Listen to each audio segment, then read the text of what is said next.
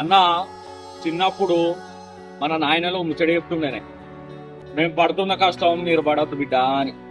అప్పుడు అర్థం కాలే ఆ ముచ్చట విలువ. కానీ ఈరోజు జీవితంలో రోజు పరిగెడుతుంటే తెలుస్తుంది, మన నాయనలు మన కోసం ఆలోచించినట్టే మనం మన పిల్లల గురించి ఆలోచించాల్సిన టైం వచ్చింది.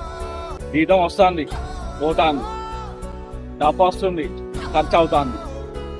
మరి ఎట్లా మనం మన పిల్లల కోసం కూడా ఒక ఆస్తి ఇస్తే అది వాళ్ళ తరాలకు ఉపయోగపడుతుంది కదా.